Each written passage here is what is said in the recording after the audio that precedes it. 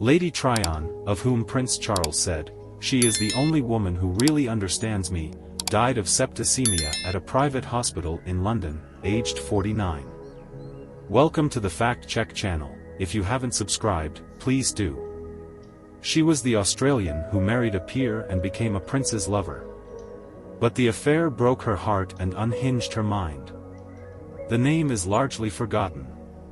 The big hair, the luscious lips, and the constant partying have so faded in memory that they might never have existed. When Kanga Tryon, once a household name and a central figure in the life of the Prince of Wales, died almost 3 months after Princess Diana, in 1997, she was quickly forgotten. Nobody ever quite understood how she fitted into the royal jigsaw. For most people, the battle for Charles's heart was a straight playoff between two women, married Camilla, his one true love, and virginal Diana, a knee-jerk response to a nation baying for a royal bride. But, for a time, Kanga was just as important to Charles as Camilla. Yet the story of how she came to love and lose her prince has never been fully told. Until now. For the first time, a Channel 4 documentary reveals the extraordinary bed-hopping antics of the heir to the throne in the years leading up to his marriage to Diana. High Society reveals how, for a period during the 1970s, when both women were married to friends of his, HRH bounced from the bed of Camilla to that of Lady Tryon, then back again. While dithering over the very necessary duty of finding a suitable wife, Charles was happily having his cake and eating it, for both women were his mistress. Both bore sons whose godfather he became. Both named them Charles. In Camilla's case, it was a second name. And, in the end, both hated the other with a loathing that bordered on the pathological. Yet we only know about Camilla. Kanga was an astute businesswoman and understood that notoriety meant money. Only she and her husband, one of Prince Charles's inner circle, knew the details of the family finances, or rather lack of them. At the time that she and Lord Tryon married in 1973, his ancestral home, the old manor house at Great Durnford, near Salisbury, had been handed over to a school. Kanga later claimed it was her father's money that provided the first roof over their heads. Yet, before too long, it was reacquired and became once more a family home, refurbished and repolished under her vigorous supervision and, as she said, with her money. It was through her husband that she met Charles, and her beauty and Australian informality soon won his heart. In fact, the rest of his family adored her too. She and Lord Tryon were invited to Balmoral, where she would ride out with the Queen.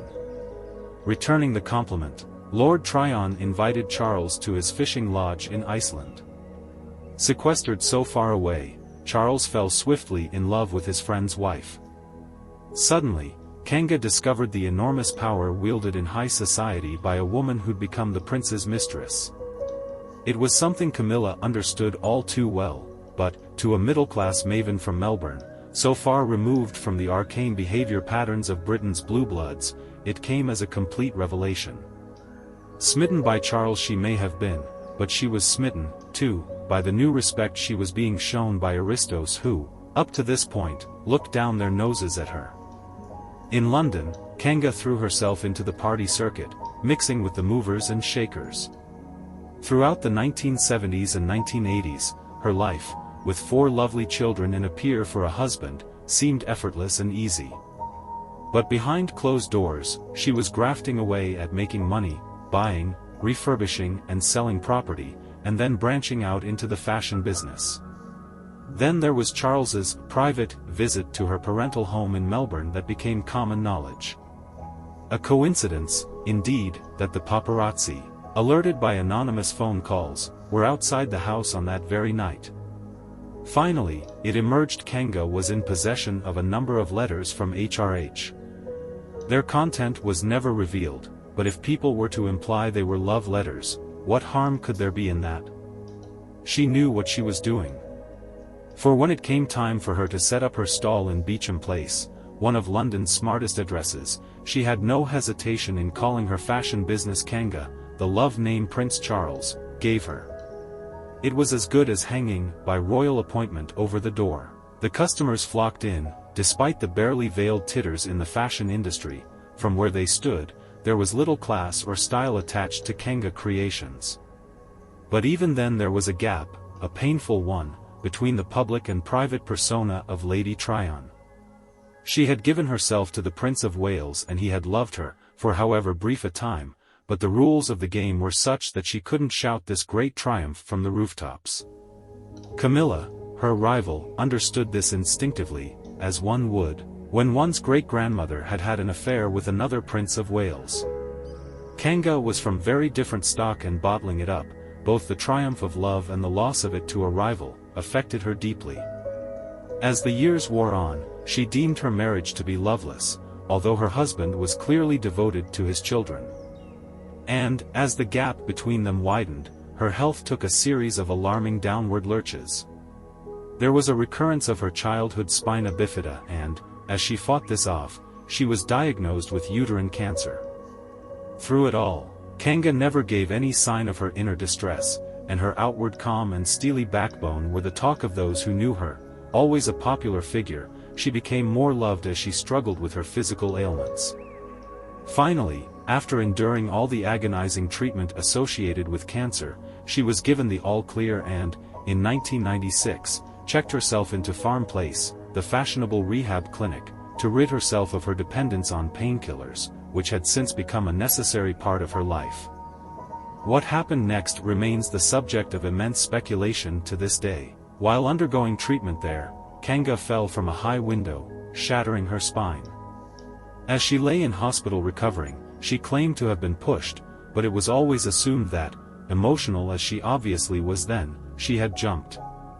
In Channel 4's documentary, the actress Sarah Miles, a great friend of Kanga's, gives an electrifying account of what happened, as she describes Kanga insisting to her that she was indeed pushed. She also recounts the family's bizarre response to this latest calamity, when Lord Tryon invited her to lunch, along with 10 other hangers-on, to reassure her that Kanga wasn't pushed and had, in fact, fallen.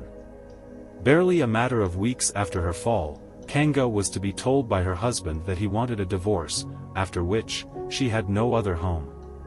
Kanga then swapped her addiction to painkillers for an addiction for alcohol. She kept it fairly well concealed. Dark thoughts were clouding her mind, not all of them rational. The end was coming, and in November 1997, she died. She had traveled to India, where she contracted an illness and had to return to the UK. Here, she was hospitalized but developed septicemia and, just 2 months short of her 50th birthday, died. In the last days of her life, Lady Tryon reverted to her maiden name, Dale Harper, after her marriage to Anthony Tryon, 57, ended with a decree nisi on September 1. She was still awaiting the decree absolute when she went into hospital. She had been looking forward to celebrating her 50th birthday with a huge party for friends at the Ritz. Her 4 children and her brother, Derek Harper, were with her when she died. A statement from her family said she would be remembered for her tremendous vitality and zest for life. Her funeral was private. She had been very famous, but, in the end, Kanga's celebrity proved to be so short-lived that she was never written about again. Maybe the nation had had enough grieving. Princess Diana's death occurred some 3 months earlier. You could say there were no tears left. Certainly, it's likely that Prince Charles had few to spare for his former mistress, for in those last dog days, Kanga had gone a little bit crazy. At a time when he was trying to rehabilitate his reputation with the British public, Diana's death triggered angry accusations against Camilla, and Charles's reputation was in danger of going down with hers. The prince needed Kanga like a cat needs a dog. Tragically for her, it was at precisely this time that she became increasingly obsessed by him. On one occasion, in July 1997, she was seen, at a polo match at Tidworth, furiously pursuing her former lover in her wheelchair. When news of this tragic, comic even, event reached the general public, and anxiety was expressed as to her state of mind, the prince coolly issued a statement saying he was in touch with Kanga once or twice a year, but that they were no longer the friends they had once been. To most rational people, this could only be interpreted as the very direct snub that it was intended to be. And so, on November 15, 1997, the once cuddly, lovable, gorgeous Lady Tryon went to her lonely death, not a queen, no longer even married to a peer, and homeless. Loving Prince Charles broke her heart and, in the end, cracked her mind. Lady Tryon, to whom now King Charles back then called Kanga, is true to a phrase, true love is sometimes never meant to be. Who knows, if today she would be Queen Kanga. Thank you for watching us.